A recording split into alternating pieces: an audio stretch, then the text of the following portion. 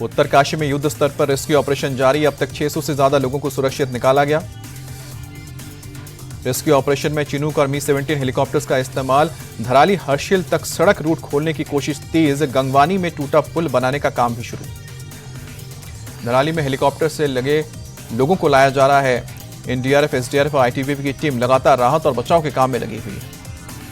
उत्तराखंड के गंगनानी में बीआरओ बना रही है। बेली ब्रिज 5 तारीख को आए सैलाब में टूट गया था। गंगनानी का पुल ब्रिज बनाने का काम शुरू। 48 घंटे में चालू हो जाएगा ब्रिज। उत्तरकाशी में सीएम पुष्कर सिंह धामी ने बैठक की। धराली में जारी रेस्क्यू अभियान की समीक्षा। एनडीआरएफ, आईटीबीपी के डीजी, उत्तराखंड डीजीपी समेत कई अधिकारी मौजूद हैं। सीएम पुष्कर सिंह धामी ने अपनी 1 महीने की सैलरी आपदा प्रभावित लोगों के लिए डोनेट किया। आपदा राहत कोष में जमा करवाई है सैलरी।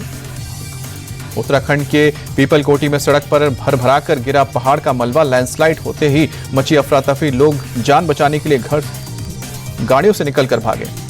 वाराणसी में खतरे के निशान के पार गंगा नदी। जलस्तर लगातार बढ़ने से निचले इलाकों में बाढ़ का खतरा। 80 समेत काशी के तमाम घाट डूबे। वाराणसी के रिहायशी इलाकों में भी भरा पानी। सड़कों पर जल जमाव से आवाजाही हुई मुश्किल। शहर के कई इलाके डूबे। यूपी के चंदौली में गंगा नदी का बड़ा जलस्तर। कई इलाकों में बाढ़ के हालात। रिहायशी इलाकों में भी भरा पानी। चंदौली में बाढ़ से लोगों ने निकाला पलायन और पशुओं और जरूरी सामान को लेकर ऊंची जगहों पर जाकर अस्थायी ठिकाना बनाया। मुरादाबाद में भारी बारिश के बाद रामगंगा नदी का जलस्तर बढ़ा। खतरे के निशान के ऊपर बह रही है नदी। अयोध्या में भारी बारिश के बाद सरयू नदी का जलस्तर बढ़ा। खतरे के निशान के ऊपर बह रही है। घाटों पर प्रशासन ने लगाए हैं चेतावनी के बोर्ड। लखनऊ में आज 8वीं कक्षा तक के स्कूल बंद। भारी बारिश के चलते प्रशासन का फैसला। चुनाव आयोग पर राहुल गांधी का नया हमला। ईसी के खिलाफ जारी किया गया वीडियो। बोले बीजेपी और चुनाव आयोग मिलकर चोरी कर रहे हैं। राहुल गांधी बोले चोरी छुपाने के लिए एसआईआर कर रहा है चुनाव आयोग का इस्तेमाल। इसका लक्ष्य गरीबों के वोटों की चोरी करना है। राहुल बोले चुनाव आयोग ने संविधान और लोकतंत्र के साथ धोखा किया।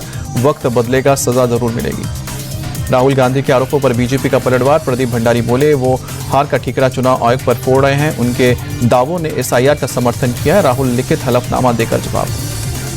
बीजेपी बोली राहुल का झूठ जनता के सामने आया।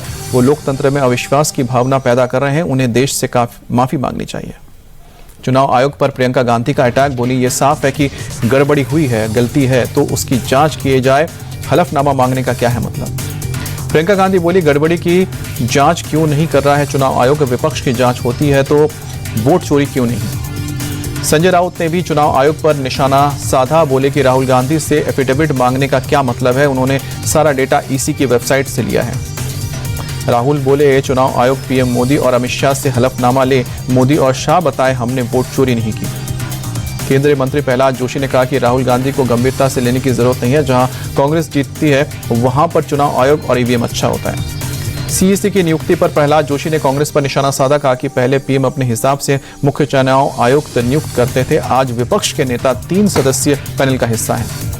संसद परिसर में विपक्ष का प्रदर्शन। एसआईआर के मुद्दे पर सरकार को घेरा। जमकर की नारेबाजी। प्रियंका गांधी भी प्रोटेस्ट में शामिल हुई। बिहार में हुए एसआईआर पर अभी तक किसी भी राजनीतिक दल ने नहीं जताई है आपत्ति। चुनाव आयोग ने कहा है कि अभी तक किसी भी पार्टी ने एक भी दावा या आपत्ति नहीं दी। भारत पर 50% टैरिफ पर अड़े अमेरिकी राष्ट्रपति डोनाल्ड ट्रंप। कहा कि जब तक भारत पर लगाए 50% टैरिफ का मुद्दा हल नहीं हो जाता कोई नई व्यापारिक बातचीत नहीं होगी। अमेरिकी टैरिफ पर पीएम मोदी का ट्रंप को करारा जवाब। का किसानों के हित के साथ कोई समझौता नहीं, चाहे मुझे इसकी व्यक्तिगत कीमत क्यों न चुकानी पड़े। पीएम मोदी ने कहा कि भारत के लिए किसानों का हित सर्वोपरि है। किसानों, मछुआरों और डेयरी क्षेत्र से जुड़े लोगों के हितों के साथ कभी समझौता नहीं होता।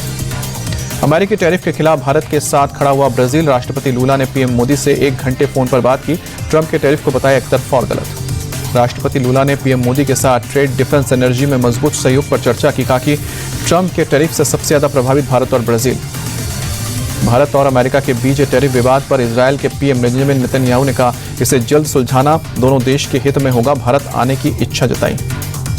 अमेरिका के साथ टैरिफ पर तनाव के बीच एनएसए अजीत डोभाल ने की रूसी राष्ट्रपति पुतिन से मुलाकात। कहा कि पुतिन का भारत आया तय। जल्द ही दौरे की तारीख का ऐलान होगा। एनएसए अजीत डोभाल ने रूसी security council secretary Sergei Shoigu के साथ डेलीगेशन लेवल की बैठक की। दोनों देशों के बीच स्ट्रैटेजिक पार्टनरशिप को और मजबूत करने पर चर्चा हुई। अजीत डोभाल ने रूस के साथ भारत के संबंध को बताया ऐतिहासिक। Defence, energy, chemical and fertiliser sector में भी सहयोग बढ़ाने पर बात हुई। सर्गेई शोइगु के साथ अमेरिका का नाम लिए बिना कहा कि रूस और भारत एक मल्टीपोलर वर्ल्ड ऑर्डर बनाने के लिए काम कर रहे हैं। जम्मू कश्मीर में बड़ी आतंकी साजिश को नाकाम किया गया। सुरक्षा बलों ने बारामूला में आतंकी ठिकाने पर छापा मारा, जहां से भारी मात्रा में विस्फोट बरामद हुए। बुलंदशहर में दो पक्षों में खूनी संघर्ष, दोनों तरफ से जमकर लाठी डंडे चले। पैसों के लेन देन को लेकर मारपीट हुई है, 3 लोग गिरफ्तार। बॉलीवुड एक्ट्रेस हुमा कुरैशी के चचेरे भाई आसिफ की दिल्ली में हत्या, पुलिस ने 2 सगे भाइयों को गिरफ्तार किया। निजामुद्दीन इलाके में स्कूटी पार्किंग को लेकर विवाद हुआ था। आसिफ कुरैशी की हत्या, पुलिस ने हत्या में इस्तेमाल हथियार भी बरामद की। मुंबई, पुणे समेत पूरे महाराष्ट्र में जोरों शोरों पर गणेश उत्सव की तैयारी। गणेश प्रतिमाओं को अंतिम रूप देने में लगे हैं मूर्तिकार।